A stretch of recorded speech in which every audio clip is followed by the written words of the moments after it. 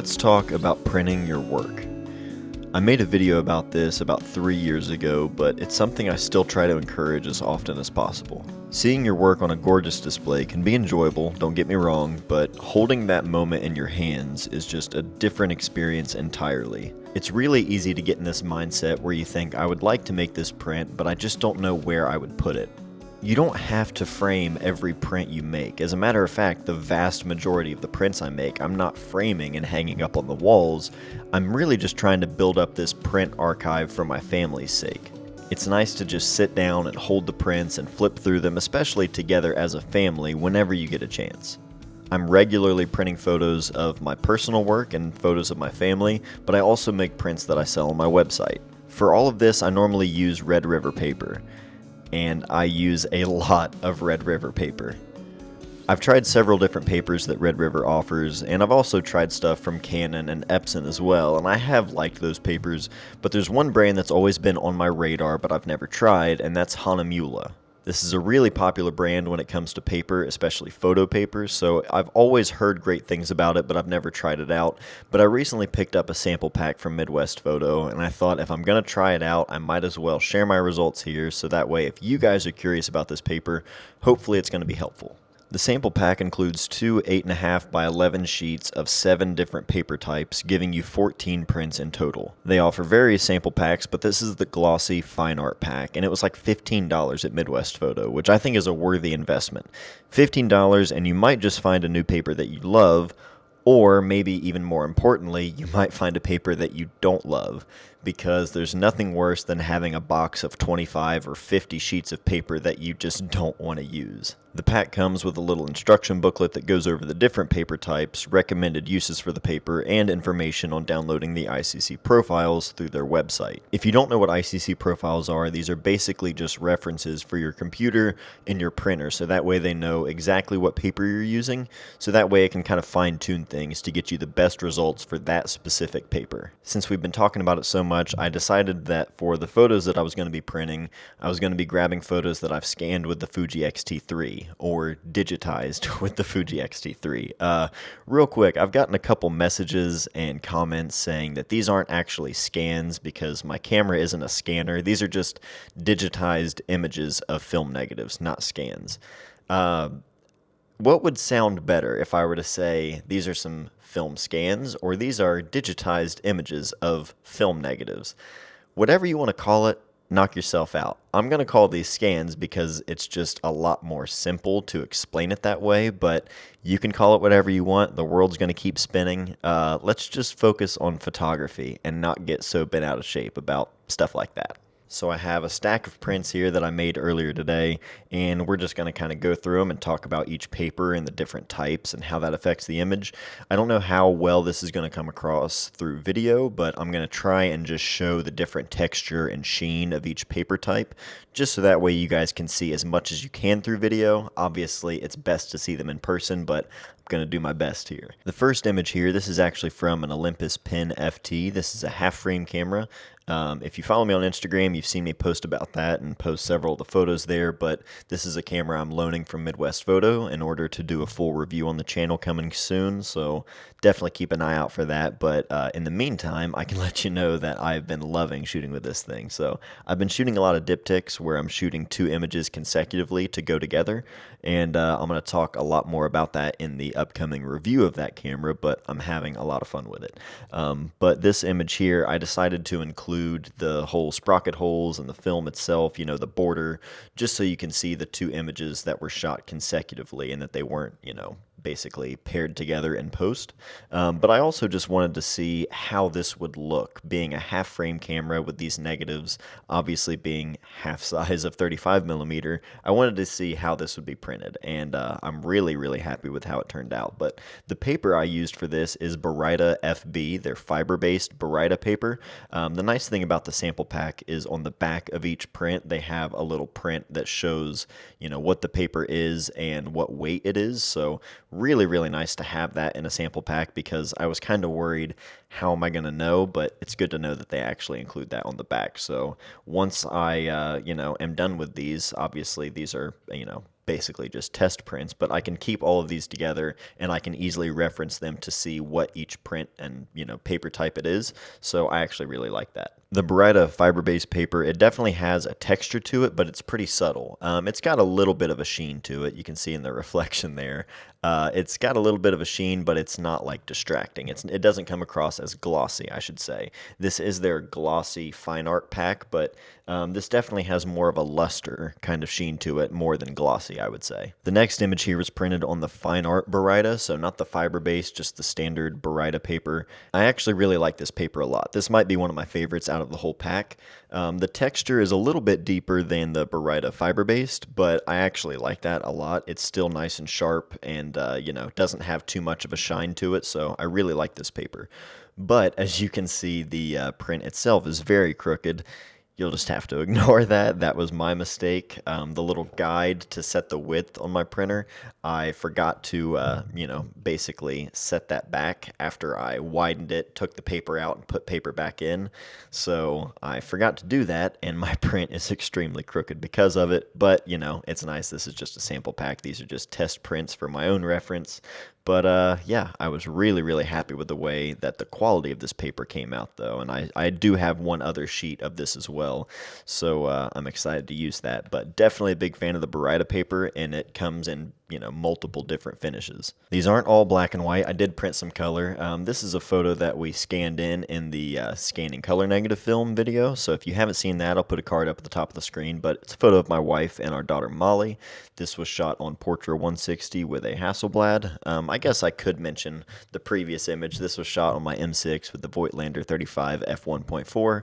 Also, I reviewed that lens. If you haven't seen that, I'll put a card up at the top of the screen. And that was on Ilford HP5. And actually, while I'm thinking of it, I'm going to be kind of scattered here. This print does have a little bit of a warmer kind of tint to it, and some of these papers do. There's different temperatures basically on the paper, Some of them have a little bit more of a cooler finish. Some are just like true bright white, and some have a little bit warmer tint.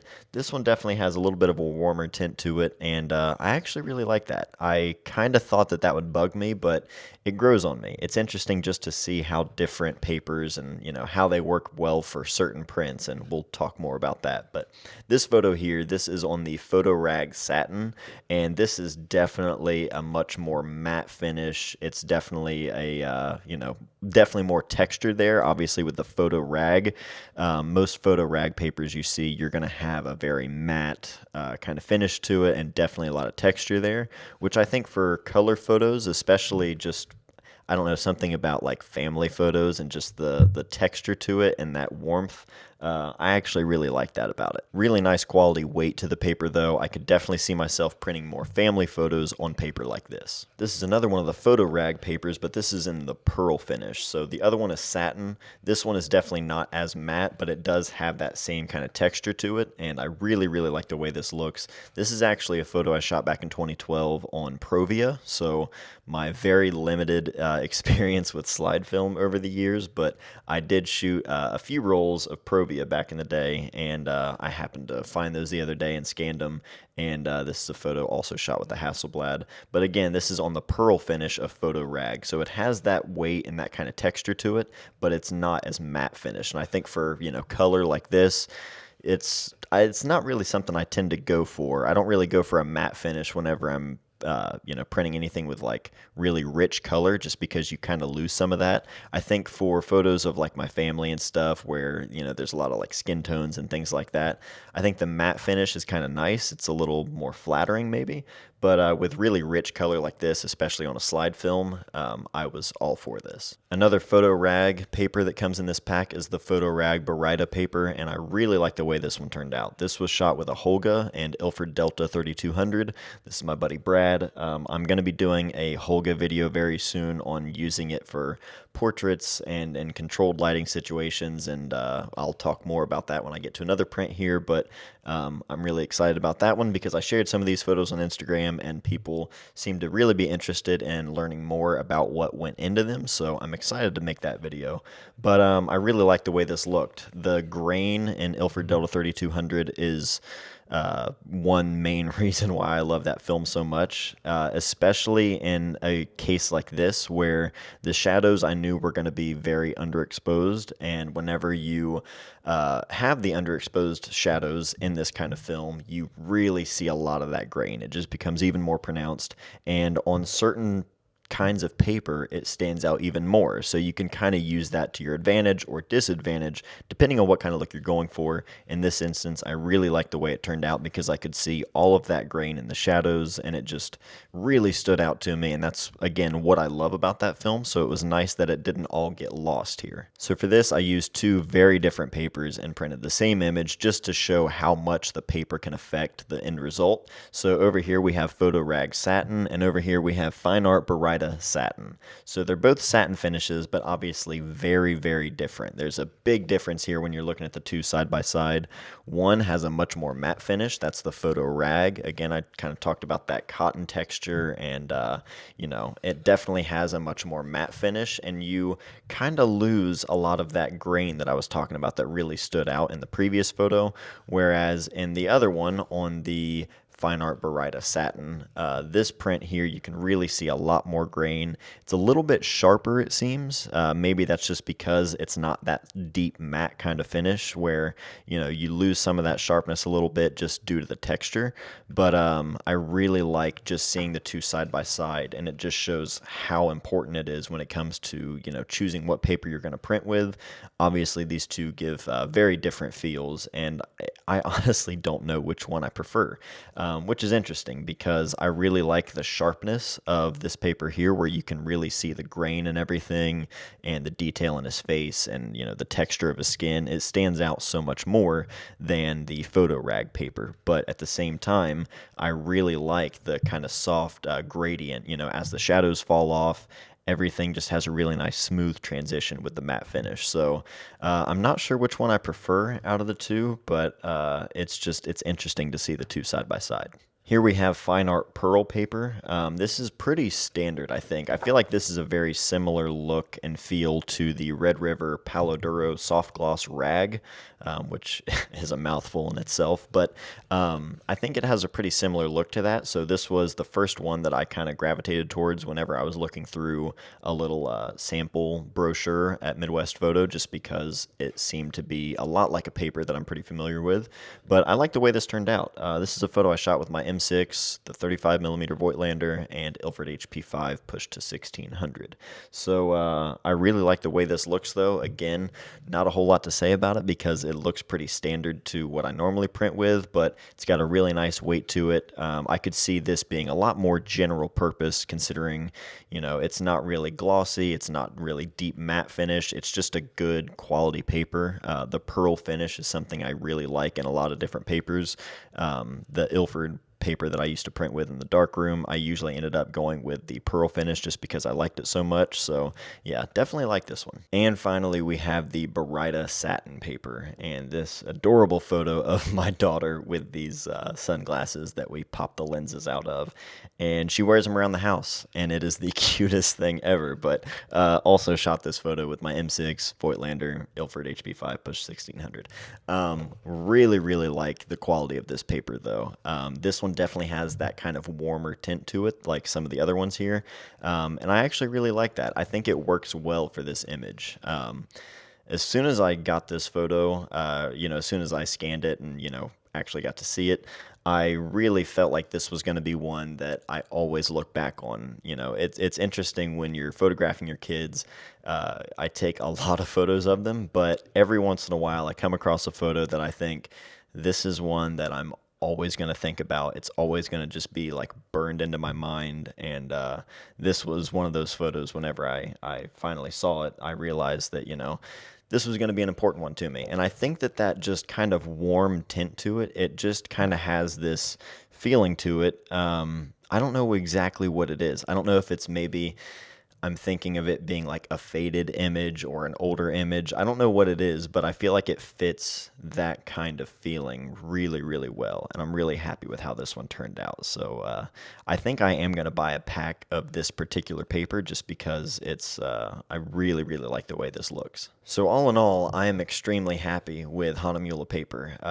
I like some of these more than others, but there wasn't a single paper type in here that I didn't like. So it was definitely worth picking up a sample pack. They do have other sample packs as well, though, so I think I'm probably going to pick up one of those as well and just build my own references here that I can have and check anytime whenever I think, this image might work better for this kind of paper. Because as you could see with the photo of my friend Brad, and even for me, that really stood out to me how important it is choosing the right paper for each photo. You can change the amount of detail, sharpness, the entire mood of the image based on what paper you're using.